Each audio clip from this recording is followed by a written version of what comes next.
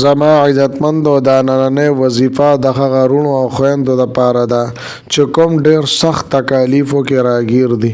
ناامیدي د هغوی مقدر جوړه شوې ده او دوی دا ګڼي چې زمونږ د دې پریشانۍ هیڅ حل نشته. نو زما محترمو دا خبره یاد ساتئ چې د پریشانو راوستونکې د الله جل شانه ذات دی او هم د دغه پریشانو لرکوونکې د الله جل شانه ذات دی. نو دې دا وایي چې زما د مایوسي دی الله جل شانه ختم کی او زما د پریشانۍ دی ختم شي. نو زما عزتمندو هم د دې دپاره زه تاسو ته دوه وظیفې بیانوم. یوه مختصره وظیفه ده د هغه چا دپاره چې د هغوی حاجت او پریشانی وړه وي.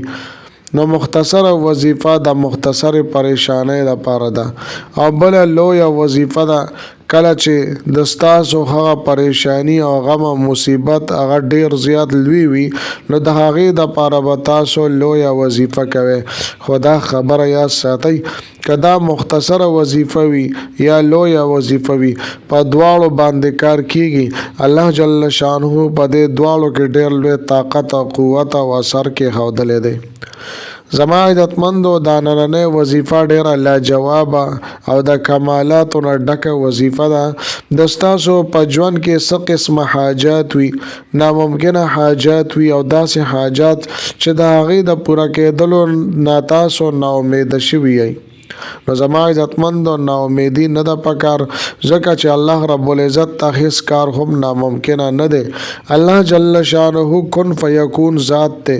تاسو دا وظیفه پوره توجه او دھیان سره وکئ انشاءالله تعالی تاسو به حیرانه پاتې شئ چې زما دا حاجت څنګه پوره شو. الله رب العزت به مو دا ټول حاجتونه پوره کړي. خدا خبره یاد ساتئ چې دا وظیفه به تاسو د ماسخوتن مونځ نه بعد کوئ او دا هم یاد ساتئ چې کله هم تاسو څه عمل کوئ نو پوره استقامت سره کوئ. تاسو وظیفه کوئ نو پوره استقامت سره کوئ. استقامت سره یو عمل کول پکار وي چې څه ټایم هم ورته مونږه مقرر کو چې هم په خاص ټایم کې مونږه دا وظیفه وکړو. لکه چې کله مونږه د ماسخوتن مونځ نه بعد 9 بجې د شپې نه مونږه دا وظیفه وکړه نو بیا مونږ ته پکار دي چې هره شپه 9 بجې هم په دغه ټایم کې مونږه دا وظیفه وکړو. زما عزتمندو مستقل مزاجي کول پکار دي.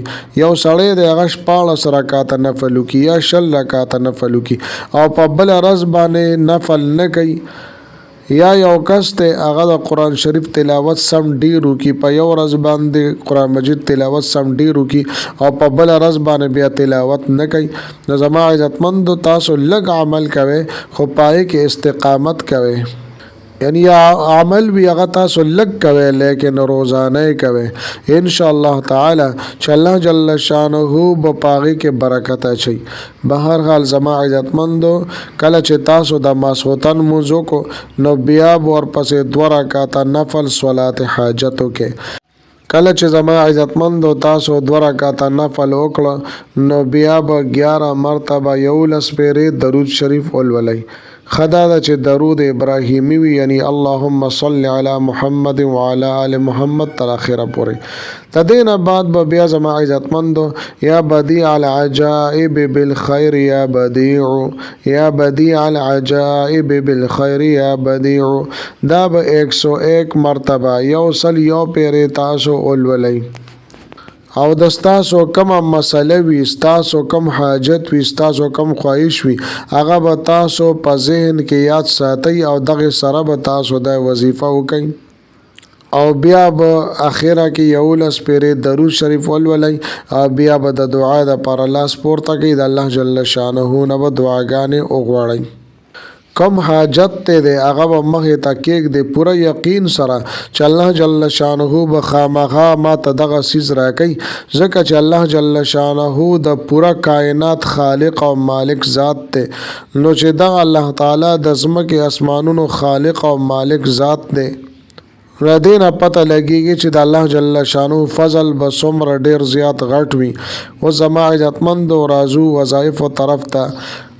دویمه هغه وظیفه ده چې هغه لویه وظیفه ده د لوی حاجت لپاره د غټ حاجت لپاره د ناممکنه حاجت لپاره تاسو باندې یو غټ غم راغلی وي مصیبت او پریشانی در باندې راغلی وي نو زما عزتمندو دا یا بدیع العجائب بالخیر یا بدیع دا به 1200 مرتبه 1200 پیری روزانه د ماسختن مزنه پس بلولئ او 12 ورځو پورې به تاسو دا عمل جاری ساتئ زما عزتمندو غوږ ورته کېږدئ یو پیره بیا زه تاسو ته وایم ستاسو یو غټ حاجت وي غټ مقصد مو وي غم وي تکلیف وي پریشانی وي هغه ختمول غواړئ نو یا بدیع العجائب بالخیر یا بدیع دا به 1200 پیرې د ماسختن موز نه بعد لولئ او 12 ورځو پورې به تاسو دا عمل او دا وظیفه جاری ساتئ ان شاء الله تعالی دا سی وظایف دي چې ناممکنه